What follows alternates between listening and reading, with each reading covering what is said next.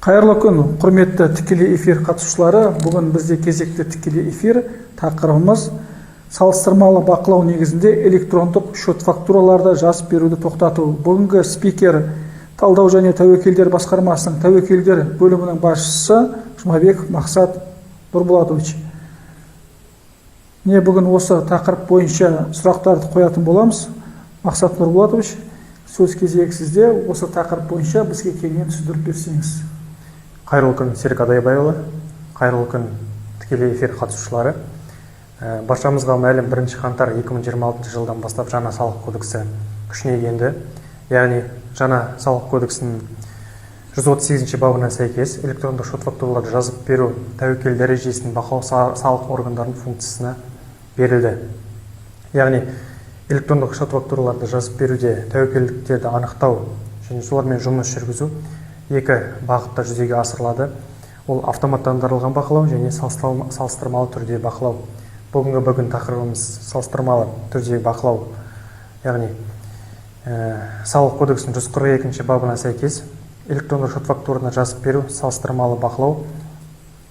Салық төлеуші жазып берген шот фактура кейін, яғни салық органдары оның жеткізіп берушілерімен жазылған шот фактура мәліметтері, яғни салық есептілігін ұсынған мәліметтер және де салық органдарына ұсынылған өзге де мемлекеттік органдарының салық салу базасы мәлімет негізінде жүзеге асырылады.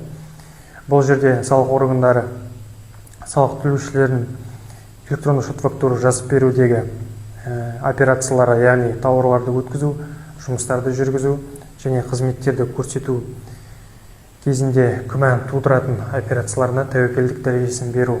Бұл жерде тәуекелдік дәрежесі берген шот фактураларға, яғни салық кодексінің 82 бабының 2 тармағына сәйкес хабарлама жолданады. Салыстырмалы хабарлама салық кодекс төлеушінің жеке кабинетіне түскеннен кейін 10 жұмыс күні ішінде орындалуы тиіс. Яғни салық төлеуші хабарлама алғаннан күннен бастап сол операцияларды жүзеге асқандығы туралы растайтын дәлелдеме құжаттар, келісім шарттар, банктік, есептік жүргізілген ақпараттары және өзара есеп айырысу актілерін ұсынады. Яғни осы операцияларды болмауы жағдайына келіскен жағдайда салық төлеуші осы белгіленген шот фактураларды кері қайтарып алады. Яғни хабарлама уақытылы орындалмаған жағдайда салық органдары сол хабарламалардың негізінде арнайы шешім шығарып, электрондық шот фактура ақпараттық жүйесінде салық төлеушінің электрондық шот фактураның жазуын уақытша тоқтатады.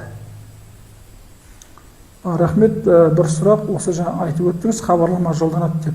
Сол хабарламаны орындау мерзімі қандай? Салық кодексінің 82 бабының 2 тармағына сәйкес, яғни салыстырмалы түрде жолданған хабарлама салық төлеушіге түскен күннен келесі күннен санасаң 10 жұмыс күн ішінде орындалуға жатады.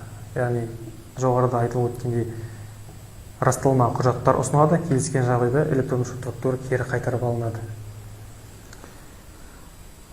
Хабарлама жолданады, салық төлеушіге 10 жұмыс күні беріледі. 10 жұмыс күні орындамаса, онда шектеу қойылады.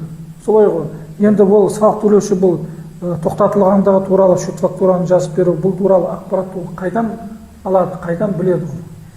Яғни салық кодексінің 87 бабының 1 тармағына сәйкес хабарлама уақытында орындалмаған жағдайда және уақытылы орындалып, бірақ та дәлелді құжаттамалар толықтай табысталмаған жағдайда салық органдары нақты шешім шығарып, электрондық шот фактура ақпараттық жүйесінде уақытша электронды жазуды шектей алады. Яғни әрі қарай уақытша бұғатқа түскен шот фактуралар туралы ақпарат салық төлеушілер мемлекеттік кірістер органдарының интернет порталы арқылы керекті мәліметтерді біле алады. Электрондық портал арқылы біле алады. Енді бұл электрондық шот фактураларды жазып беруді тоқтату бұрынғы салық кодексінде де бар еді. Бұл енді мына жаңа салық кодексінде де бар. Осы жаңа салық кодексі мен бұрынғы салық кодексіндегі айырмашылықтар туралы айтып берсеңіз. Айырмашылықтар бар ма жалпы? Әрине, 2025 жылғы салық кодексі мен 2026 жылғы жаңа салық кодексінде біршама өзгерістер енгізілді осы бағытта.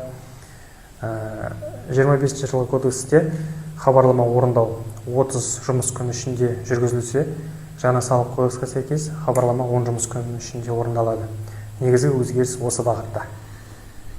Рахмет, Мақсат Нұрболатович, бізге осынша ақпарат бергеніңізге осыменен тікелей эфирімізді аяқтаймыз. Сау болыңыздар.